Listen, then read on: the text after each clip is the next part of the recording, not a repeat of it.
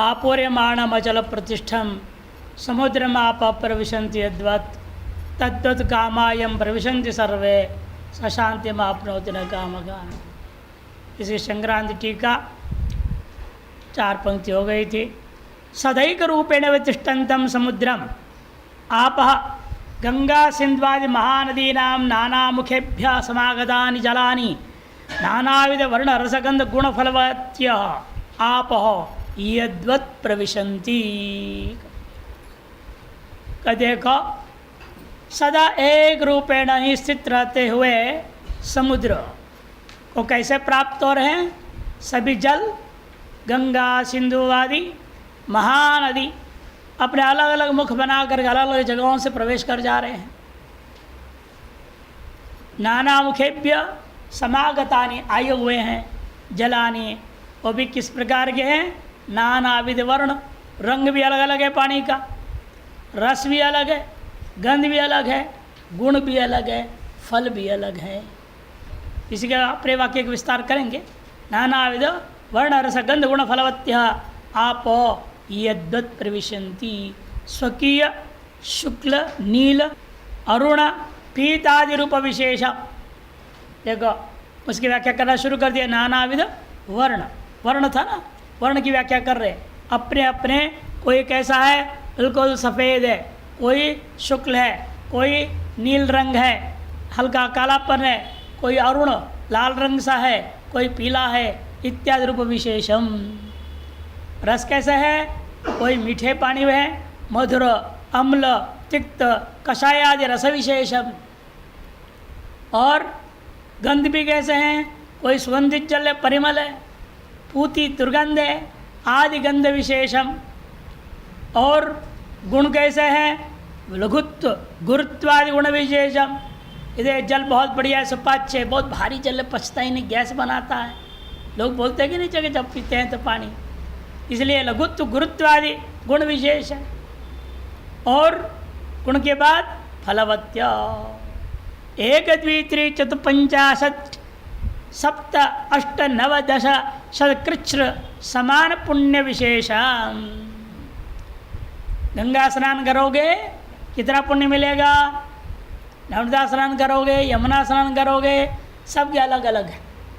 कोई 1 कृच्छ चांद्रायण का फल देता है, कोई 2 कृच्छ चांद्रायण का, कोई 3, कोई 4, कोई 5, कोई 6, कोई 7, कोई 8, कोई 9, कोई 10, कोई 100 कृच्छ चांद्रायण जो किया जाता है तत्समान पुण्य विशेषम। तत्समान पुण्य प्रदायक है ये नदियाँ। ऐसे पुण्य प्रदायिनी नदियाँ सब के सब समुद्र में जाती हैं। तत्तन्नाम विशेषिंच परित्यज्य। जो समुद्र में प्रवेश करते हैं, समुद्र में प्रवेश करते ही बराबर क्या हो जाता है? उनका अपना अपना नाम विशेष खत्म।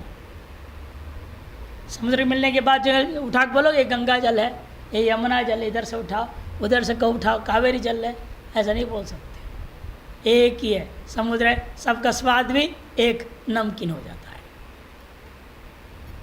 है। जाते कितना अलग अलग स्वाद थे, अलग अलग रंग था, वहाँ पर एक रंग हो जाएगा, एक स्वाद, एक गंध, एक ही गुण, एक ही पुण्य, सब बराबर हो जाता है। समुद्र भाव में यथा गच्छन्ति। समुद्र भाव को जिस प्रकार से प्राप्त करते हैं, समुद्र प्राप्य तत्संबंध महिमना नवगुण विशेषैर यथा समुद्रात न भिद्यन्ते इत्यर्थ। कहने के अभिप्राय दृष्टांत का यह है, समुद्र को प्राप्त करके तत्संबंध महिमना, उसके साथ के संबंध की महिमा से ही नाम रूप गुण आदि विशेष जैसे प्रलय उन सबको यथा समुद्रात न भिद्यन्ते। समुद्र नाम भी क्या हो गया? समुद्र हो गया। रूप क्या रह गया? एक ही समुद्र का जैसा रूप है वैसा ही रूप है। रस कैसा है? नमकीन है। इस तरह से समुद्र से अलग उनका अपना अपना नाम रूप गुण जो था सब मिट जाता है, समुद्र रूप ही हो जाते हैं। तद्वत ये दृष्टांत हो गया। ठीक उसी प्रकार से यम कामाः प्रविशन्ति, जिस आत्मा में सारी कामनाएं प्रविष्ट हो जाती, विलीन हो जाती हैं। काम्यन्ते नाम भेदेन रूप भेदेन रस भेदेन गंध भेदेन पाक भेदेन च विविच्य गृह्यन्ते इति कामाः, नाम भेद से, रूप भेद से, रस भेद से, गंध भेद से और फल भेद से भी कामनाएं अलग अलग प्रकार के हो जाती हैं। उनका विविच्छ गृह्यन्ते, आप जो है अज्ञान काल में अलग अलग करके ग्रहण कर रहे हैं। किसी कामना इतनी होती, किसी इतनी होती, बढ़ती जाती है ना। कामना को कोई ठिकाना नहीं। एक बालक आया, करीब 4 साल पहले की बात है, 4-5 साल पहले, कहा कि स्वामी जी मैं इस क्षेत्र के सभासद का चुनाव लड़ना चाहता हूँ। मैंने कहा ठीक है, देखा जाएगा कुंडली में तुम्हारा हार है जीत है कि क्या है। इन्हें बताओ तुम्हारा मकसद यहीं तक है कि और भी आगे है। वो कहता है स्वामी जी कौन यहीं तक रुकेगा, अरे हो सके तो हम राष्ट्रपति बन के ख़त्म करेंगे। मैंने वहाँ तक तेरा अभी से सोच रखा है। इसका कामना का कोई ठिकाने नहीं। बस अब एक छोटा सा पहले सभासद तो जीत लो पहले, फिर चेयरमैन बनने की सोचेगा ना, धीरे धीरे आगे बढ़ेगा, फिर विधायक बनेगा। तो इसीलिए किसी कोई ठिकाने नहीं कामना का भेद का, और सबकी अपनी अलग अलग है। विविच्छ गृह्यन्ते इति कामाः, यानी भोग्य पदार्थाः, जितने भी भोग्य पदार्थ है सारी चीज में आ गई। चाहे दाल सब्जी वगैरह भी ले लो, शुद्ध अपूप रस अन्न आदि, दाल है, मिठाइयाँ हैं, चटनियाँ हैं, भोजन भाते वगैरह वगैरह, तद अन्येच भोग्य विशेषा है। केवल खाने पीने का ही नहीं, तद अन्येच, और अन्य जो भी भोग्य विशेष है, नाना विधेर नाम रूप रस गंध पाक संस्कार आदि विशेष विचित्रैर अनेकैर भोग्य विशेष ही, नाना विधेय नाना प्रकार के, नाम से भिन्न भिन्न है, रूप है भिन्न भिन्न है, रस भिन्न है, काम्य पदार्थों का, भोग्य पदार्थों का नाम रूप रस गंध पाक मैंने फल संस्कार आदि विशेषों के कारण से वैचित्रता को प्राप्त हुए हैं। अनेक भोग्य विशेष ही, अनेक भोग्य विशेषों के द्वारा सर्वतः अनिच्छा प्रारब्धा देव संप्राप्तिर आपूर्यमाणम, सर्वतः अनिच्छा प्रारब्ध से प्राप्त हुए। एक होता है स्वेच्छा प्रारब्ध, दूसरा है परेच्छा प्रारब्ध, तीसरी है अनिच्छा प्रारब्ध। प्रारब्ध में भी 3 कोटि विभाग करके पंचदशी में बहुत विस्तार पर समझाया गया है। और वहीं यहाँ पर संकेत वहाँ का लेते हुए कह दिया इन्होंने, जो स्वेच्छा प्रारब्ध तो आप अपने ही संकल्प से प्रारब्ध बना लिए थे। जैसे यमराज जी ने कहा मैं तो इस पद के लिए पहले संकल्प कर खूब कर्म और उपासना किया था, इसलिए प्राप्त कर चुका हूँ, तो स्वेच्छा प्रारब्ध हो गया। दूसरा होता है परेच्छा प्रारब्ध, दूसरे चाहते हैं इसलिए आपको मजबूरन चलना पड़ जाता है, व्यवहार करना पड़ जाता है, परेच्छा प्रारब्ध है। और तीसरी है न स्वेच्छा न परेच्छा है, अनिच्छा प्रारब्ध है। असली प्रारब्ध है ठोस, जब ज्ञात अज्ञात अर्पण किए हुए कर्म का फल आपको अवश्यम भावित है भोक्त ना भुक्तम क्षेत्र कर्म कल्प कोटि शतैरपि, जो कहा गया वही अनिच्छा प्रारब्ध वाला कर्म है, अवश्य भोक्तव्य होता है। वह अनिच्छा प्रारब्धा देव संप्राप्त है। ये सारी की चीज़ें आपूर्यमाणम, आपको भर रहे हैं अंदर ही अंदर, और भर रहे हैं और भर रहे हैं, कभी भरता ही नहीं। ये बड़े विचित्र टंकी है, कभी भरता ही नहीं है कामनाओं की टंकी। और कहाँ ऐसा हृदय है, हृदय में गुफा कितनी, अंगुष्ठम मात्र में कह दिया, और अंगूठे मात्र में इतने कूड़े डिब्बे में इतना कूड़ा कैसे रह रहा है डाटा, कितना जीबी डाटा होगा। आज की भाषा में सोचा जाए, मेमोरी कार्ड की तरह ज़बरदस्त मेमोरी कार्ड है। 256 जीबी ऐसे नहीं है, लाखों जीबी का मेमोरी कार्ड भगवान के बना विशेष मेमोरी कार्ड है। अनेकों जन्मों के सारे संस्कार, सारी चीज़, सारी कामनाएं सब उस मेमोरी कार्ड में भरा पड़ा, और आज भी और भरे जा रहे हैं आप, तो भी अभी तक रेड मार्क आ नहीं रहा है। होता है ना, जब देखते हैं तो पहले हरा होता है, नीला होता है, फिर लाल आ जाता है, मैंने एक खतरा है, और तुम्हारा सिम भर रहा है, नहीं कार्ड भर रहा है, हार्ड डिस्क भर रहा है, बताता कि नहीं बताता है। यहाँ कभी डेंजर मार्क आता ही नहीं, अनंत जन बीत गए, विचित्र बना रखा है यह, कभी भरता ही नहीं। आपूर्यमाणम माम गृहाण इति, मेरे को ग्रहण करो, मेरे को ग्रहण करो। इस प्रकार से दातृजन द्वारा समन्तात पतत फिर व्याकुल्य क्रियमाणम अपि अचल प्रतिष्ठान, सब तरफ से दातृजन द्वारा, दातृजन के द्वारा देने वाले लोग चारों तरफ लगे हुए हैं, और शरणागत हो गया आप भी आ जाते हैं, मेरे को ग्रहण कर लो, मेरे को चेड़े बनाओ, मेरे को चीड़ी बनाओ, नहीं, लोग आ जाते हैं, पीछे पड़ जाते हैं। इसे बहुत सावधान रहना पड़ता है। अगर हमारे आश्रम में ले लीजिए आप, हमारे ट्रस्ट में आ जाइए, अध्यक्ष बन जाइए, महंत बन जाइए, आपके पीछे आने के लिए लोग लगे रहते हैं। और जितने विरक्त हो जाओगे, नहीं आप ठीक है, आप नहीं आना चाहते कोई बात, ऑनलाइन क्लास ले लीजिए, लो ऑनलाइन फंसा दिया आपको। उसके पीछे 2 घंटा तैयारी करना पड़ता है, 1 घंटा क्लास लेने के लिए। 3 घंटा आपको बर्बाद कर दिया कि नहीं कर दिया उसने? और कितना देगा? $10-20, $50 देगा, कितना देगा? करोड़ डॉलर थोड़ा दे रहा है। लेकिन आपका 3 घंटा उसने खराब कर दिया चंद पैसों के चक्कर में। लोग पीछे पड़ते हैं। माम ग्रहण इति दातृजन द्वारा आसमंतात पतत भी, चारों तरफ से आपकी इंद्रियों की तरफ दौड़े दौड़े आ रहे हैं। व्याकुली क्रियमाणम अपि, भले आपके चित्त को व्याकुल कर रहे हैं, लेकिन आप कैसे हैं? अचल प्रतिष्ठम, आप फिर इन विषय भोगों के चक्कर में स्थिरता पर बैठे हुए हैं। और कामनाओं को त्याग देगा, वो भी स्थिर रहता है। अकामनाओं में आप स्थिर है, और कामना रहित अवस्था में स्थिर है, दोनों ही स्थिर अपने अपने जगह पर। अचला निर्विकल्पा विपरीत भाव शून्य, यद्यपि व्याकुल कर रहे हैं वो, किंतु आप कैसे रहेंगे? यदि ज्ञानी है तो व्याकुलित नहीं होंगे, निर्विकल्प विपरीत भाव से शून्य होंगे। वित्थान देशमपि आहारादो सदाकारताम आपाद्य सदात्मनैव निश्चलीभूय स्थिता अखंडाकार वृत्ति प्रतिष्ठा स्थिति यस्येति अचल प्रतिष्ठा। वित्थान दशा में भी आहार आदि आपके सम्मुख कहा जाए, विषय भोग प्राप्त हो जाए, तो भी आप सद आकारताम आपाद्य, सदैव स्वमिदमग्रासित जो ब्रह्म तत्व है, ब्रह्माकारता के माध्यम साथ से ही आप जो सो ग्रहण करेंगे। ब्रह्मार्पणम ब्रह्महवि ब्रह्माग्नौ ब्रह्मणाहुतम ब्रह्मैव तेन गंतव्यम ब्रह्म कर्म समाधिना।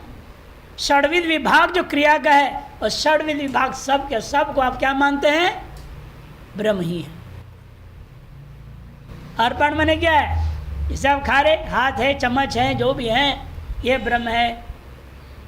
ब्रह्मार्पणम, ये सामने सामग्री थाली में भरा पड़ा, ब्रह्म हवि ही। ऐसा हविष जो स्वाहा किए जा रहे, हवि बोला, भोजन नहीं बोला, अन्न नहीं बोला। ब्रह्म हवि ही, ब्रह्मान्नम बोल सकते थे। इसलिए एक ही संकेत कर रहे हैं, आप भोजन खाने वाला मत बनिए, भोजन मत खाइए। भोजन खाएंगे बर्बाद हो जाएंगे। तो क्या करना पड़ेगा? हवन कीजिए। जो भी बात दाल भात सब्जी वगैरह है, ये सबको हविष्य बुद्धि करो। और हविष्य भी कैसा है? रुचिकर स्वाद्य नहीं देखना, ब्रह्म रूपेण देखना। ब्रह्म रूपेण ये हवि है, चूह पात्र पे हाथ जिसे हम डाल रहे हैं। कहाँ डाल रहे हो? ब्रह्माग्नौ, चाट्राग्नि रूपी ब्रह्म में डाल रहा हूं। ब्रह्मणाहुतम, कर्ता भी ब्रह्म है, आहुत क्रिया भी ब्रह्म ही है। ब्रह्म कर्म समाधि ना, फल भी ब्रह्म। ब्रह्म रूपी इस यज्ञ के समाधि रूपी फल भी ब्रह्म ही है। सर्वम ब्रह्म दृष्टिया आप उसको ऐसे सदाकारता आपाद्य, सदाकार का आपादन करके सदात्मनैव निश्चलीभूय सदरूपेण निश्चल होकर के स्थिता अखंडाकार वृत्ति है, स्थित हो जाती है। अखंडाकार वृत्ति जिसका ऐसे व्यक्ति तार्थ पृष्ठा वाला स्थिति यस्य स्वयं पुरुष, ऐसा जो मुक्त पुरुष है उसको कहते हैं अचल प्रतिष्ठा। तदानीमपि बाह्यान अविकल्प्य समाजनिष्ठया परिणाम रहित अंतःकरण इत्यर्थः। उस समय में भी वित्थान दशा में व्यवहार काल में आहार आदि का भोग्य पदार्थों को स्वीकार करते हुए भी बाह्य विकल्पों के अधीन नहीं होता है। बाह्यान अविकल्प्य, बाह्य पदार्थों के विकल्प न करते हुए समाधि निष्ठा के द्वारा विपरिणाम रहित अंतःकरण वाला हो जाता है। किसी प्रकार के भी विक्रिया रहित अंतःकरण वाला रहेगा वो। तम अचल प्रतिष्ठम एवं यम ब्रह्मविदम यतिम सर्वे कामा प्रविशन्ति। ऐसा जो अचल प्रतिष्ठ जो ब्रह्मवेत्ता है, यति है, उसके हृदय रूपी गुफा में जो आत्मा है, स्वरूप है, उसी में ही सर्वे कामा प्रविशन्ति, सारी कामनाएं उसमें विलीन हो जाती है। यम ब्रह्मनिष्ठम प्राप्य सर्वे विषया चित भावापन्ना। जिस ब्रह्मनिष्ठ पुरुष को प्राप्त करके वे कामनाएं, वे विषय सब क्या हो जाएंगे? चिद्रूप ही हो जाएंगे। चिद्रूप हो जाएंगे तो स्व से भिन्न रहेंगे ही नहीं। तो प्राप्य प्रापक भाव करते हुए करते जो है कृत भाव आदि समाप्त हो जाता है। विषयाश्चित भावापन्ना अध्यात्म दृष्टिया प्रविलापिता। अध्यात्म दृष्टि से, स्वरूप दृष्टि से विलय को प्राप्त कर दिया गया। संतः स्वकीय नाम विशेषम, रूप विशेषम, गंध विशेषम, पाक विशेषम, संस्कार विशेषम, रुचि विशेषण च परित्यज्य। वे सारे विषय भोग्य पदार्थ कैसे हो जाएंगे? अपने अपने जो नाम विशेष था, रूप विशेष था, गंध विशेष है, पाक विशेष रहा, संस्कार विशेष था, रुचि विशेष था, ये सब को त्याग करके परित्यज्य समुद्र प्रविष्ट महानदी जलानी समुद्र भावम इव। जैसे समुद्र में प्रविष्ट महानदियों के जल समुद्र रूप को भाव को प्राप्त कर जाते हैं, उसी प्रकार स्वयं ब्रह्म भावम गच्छन्ति। ये सारे कामने भोग विशेष पदार्थ सब कुछ, इंद्रियां वगैरह सब कुछ ब्रह्म भाव को प्राप्त हो जाते हैं। ये एवं लक्षणों ब्रह्मविद यति ही, जिस प्रकार के स्वरूप वाला लक्षण वाला ब्रह्मविद्ता है, यति है, स एव स शांतिमाप्नोति न काम कामी। सएव शांतिम अविद्या प्रपंचोपशम लक्षणाम विदेह मुक्तिम आपनोति। अविद्या का और उसके विस्तार पर जगत के उपशम रूपा जो विदेह मुक्ति है, उसको वह प्राप्नोति, आपनोति, प्राप्त करता है। और ऐसे विदेह मुक्ति को कौन नहीं प्राप्त करता? न तो काम कामी। कामान विषयान यह कामयते स कामकामी। कामनाओं को, मैंने विषयों को की लगातार कामना करने वाला है जो, ऐसे व्यक्ति का नाम कामगामी। स्वयं कैवल्य कारणभूतां ब्रह्मनिष्ठां स्वधर्मं परित्यज्य।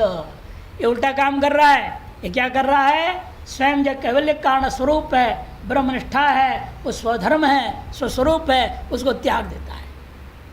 और जो जगत है, अनात्मा है, तद्रूपता को ग्रहण करता है। परित्यज्य अनात्मनि एव आत्मभावम आपाद्य।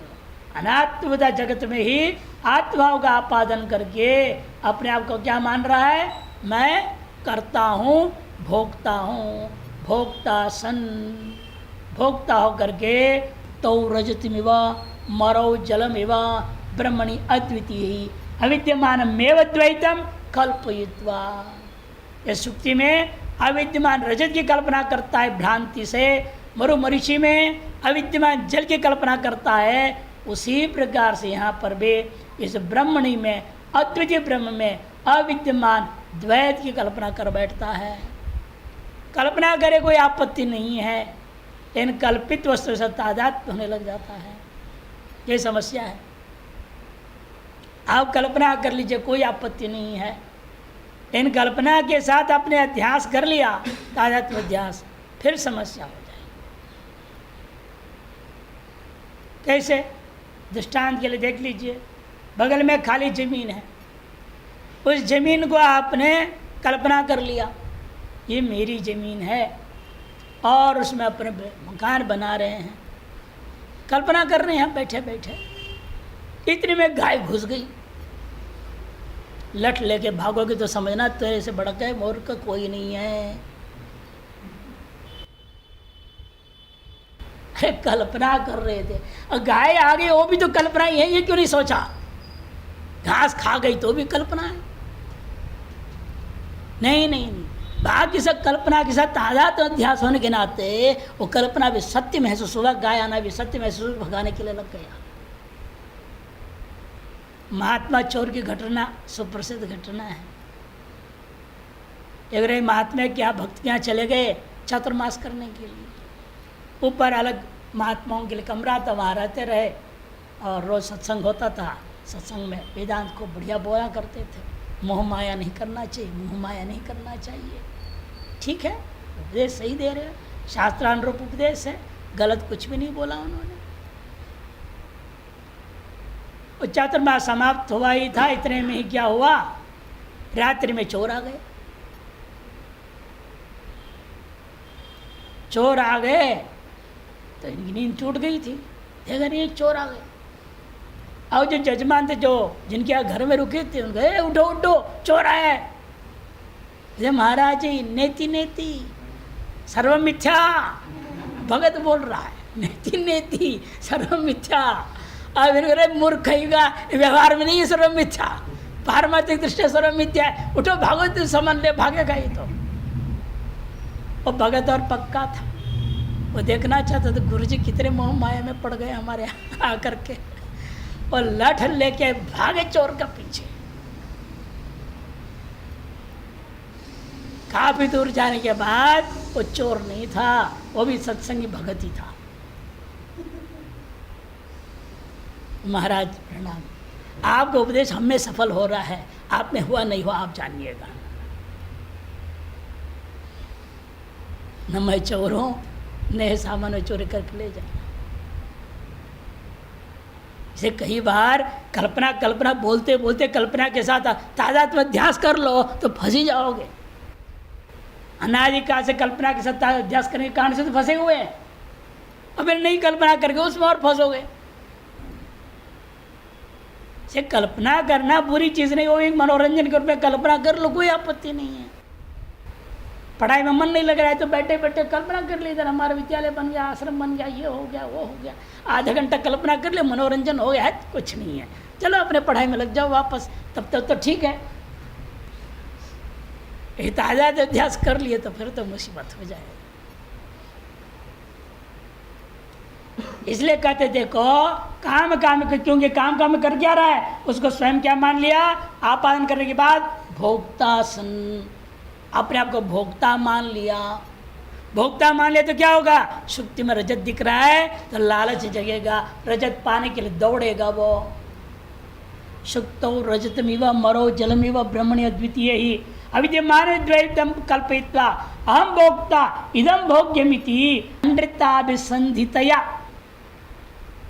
अहम भोक्ता, मैं भोक्ता हूँ, और इदम भोग्यम इति अनृताभिसंधितया, अनृत मिथ्या अभिसंधि करके, संबंध जोड़ करके, अभिमान करते हुए, बाह्य वासना अभीर असत्य असति अहंता ममता भिनिवेशेन, बाह्य वासनाओं के कारण से वह है नहीं, उसमें भी आपने अहंता ममता का विनिवेश कर गए, और बद्ध सन इदम रम्यम इदम इष्टम इत्यादि भेद बुद्धिया आप बंधन में प्राप्त हो जाते हैं, और उसको यह रमणीय है, ये मेरा इष्ट है इत्यादि भेद बुद्धि से नाम रूपादि विशेष विभागे न पदार्थान गृह्णाति, नाम रूपादि विशेष विभाग से आप पदार्थों को ग्रहण करने लग जाते हो।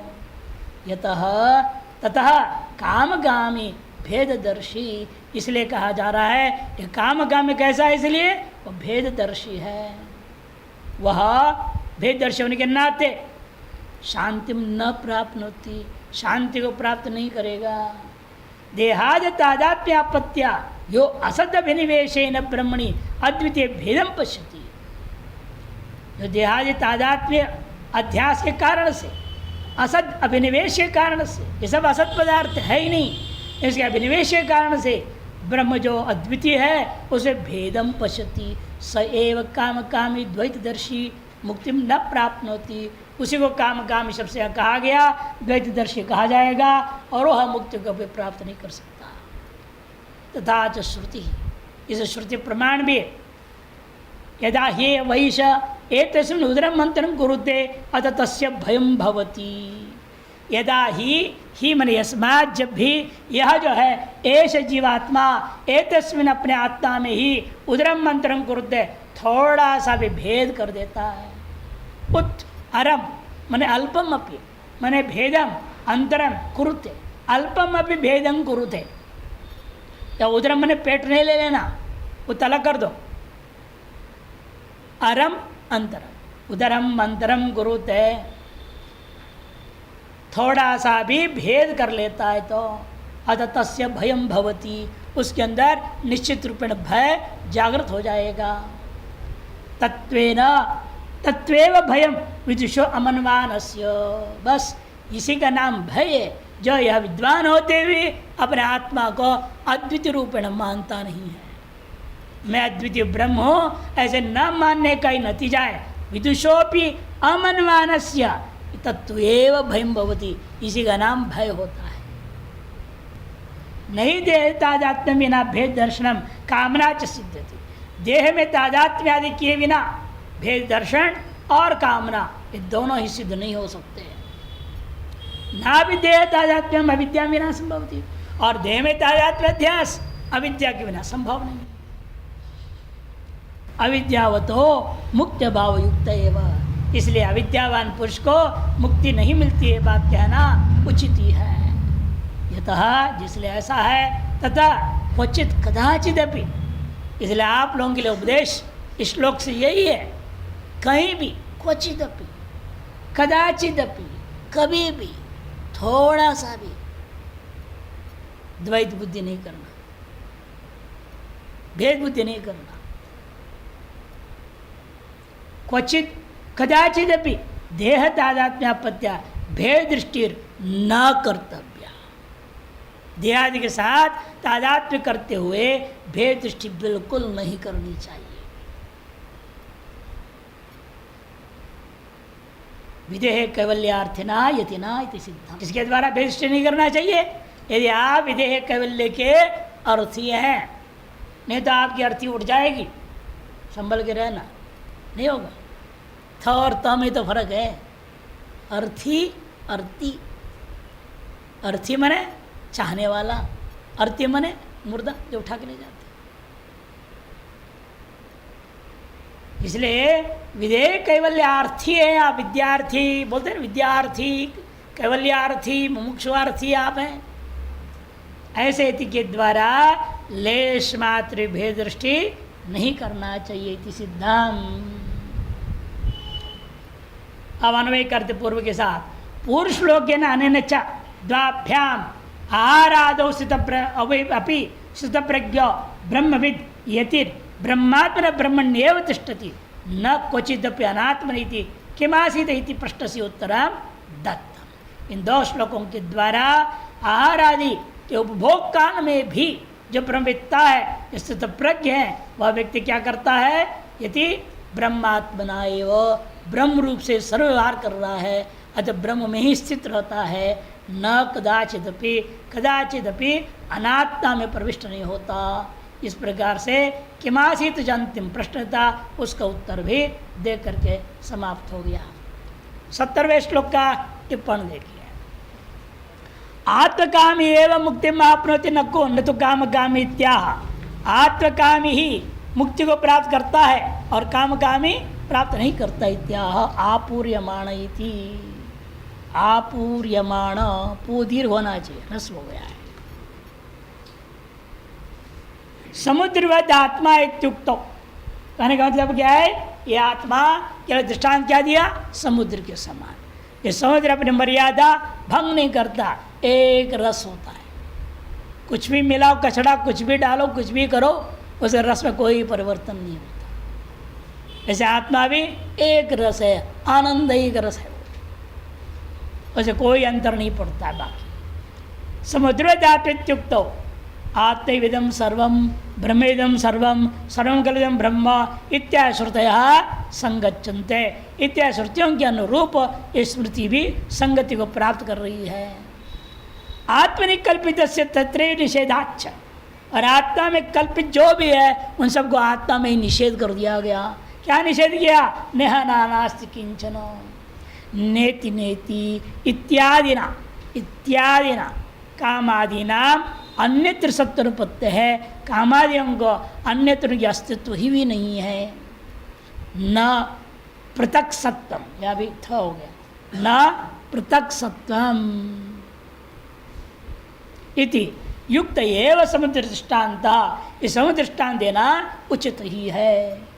कार्य कारणातिरिक्त सत्व अभावाच्च, कार्य के मामले में यह स्पष्ट है, कारण से अतिरिक्त उसकी कोई अपनी सत्ता ही नहीं हुआ करता है। ऐसा प्रमाण क्या है? वाचारण विकारो नामधेयम, छांदोपनिषद।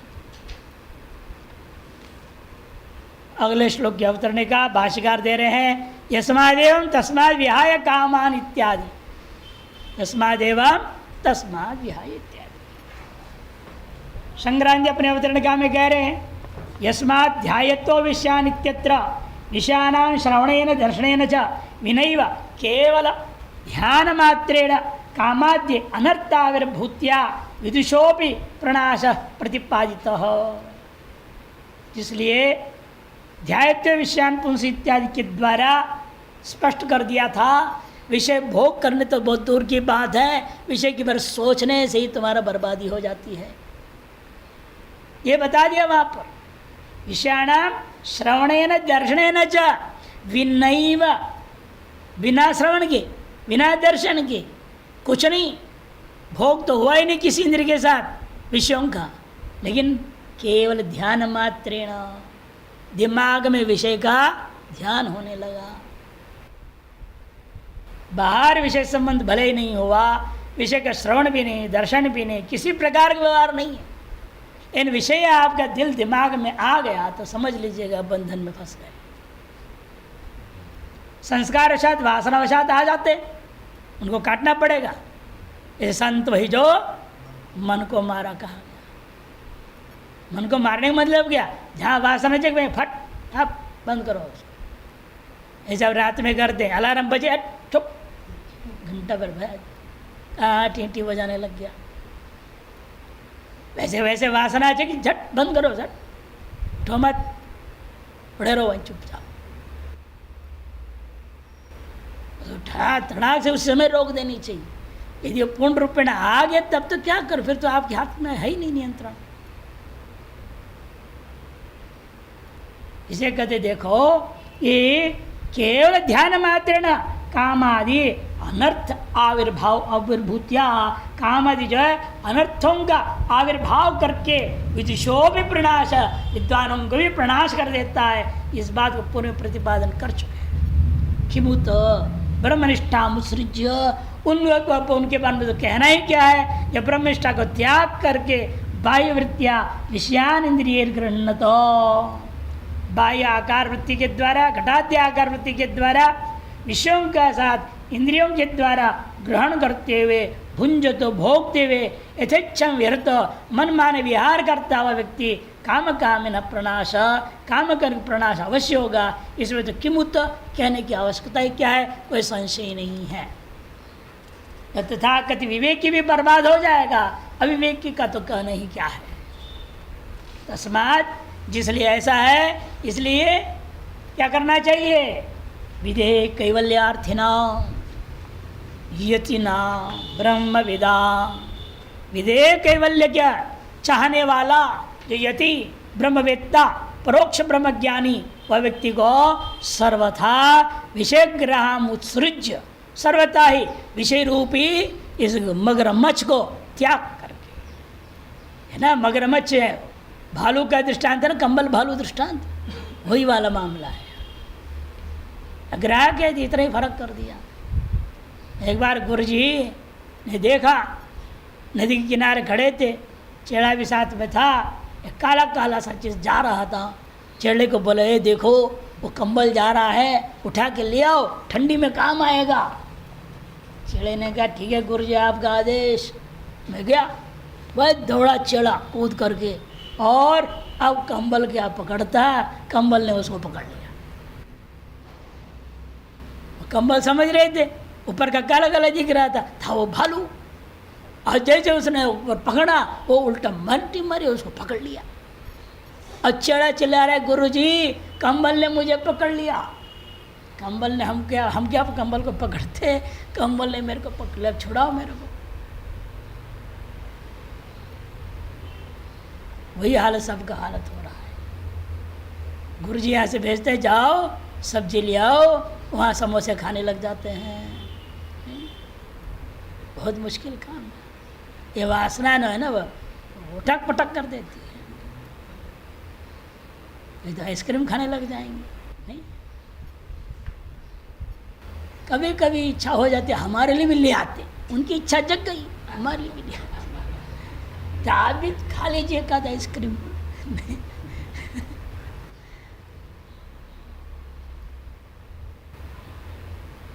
इसीलिए बहुत संभल के रहना पड़ता है साधकों के लिए। विषय ग्रह उत्सृज्य, इस विषय रूपी ग्रह को त्याग करके सर्वेंद्रिय निग्रह पूर्वक, सकल इंद्रियों को निग्रह पूर्वक सदात्मनिष्ठया स्थातव्यम, सद आत्मरूपेण सदा ही स्थिर रहना चाहिए। एवं यह तिष्ठति स एव विदेह मुक्ति विन्दति। जिस प्रकार से रहता होगा वही वस्तु व्यक्ति अवश्य रूपेण विदेह मुक्ति को प्राप्त करने वाला होता है। इति प्रतिपादयति। इस बात को प्रतिपादन करने के लिए अगले श्लोकों का आरंभ करते हैं। विहाय कामान्यः सर्वान् पुमांश्चरति निःस्पृहः निर्ममो निरहंकारः स शान्तिमधिगच्छति। विहाय कामान्यः सर्वान् पुमांश्चरति निःस्पृहः निर्ममो निरहंकारः स शान्तिमधिगच्छति। विहाय कामान सर्वान, यह जो साधक, जो यति, जो ब्रह्मविद्ध है, वो कैसा है? सर्वान कामान विहाय, सकल कामनाओं को त्याग करके। यह अपमान निष्प्रियसन, निर्ममासन, निरंकारसन चरति। जो विषयों के प्रति स्पृहा, तृष्णा, इच्छा, आशा से रहित होकर के, अहमता ममता भाव से को परित्याग करके जो प्रारकर्मानुसारेण विचरता रहता है, स ऐसा जो पुरुष है, यति है, ब्रह्मविद्ध है, शांतिम अधिगच्छति, वही शांति को प्राप्त कर सकता है, दूसरा नहीं करेगा। इति।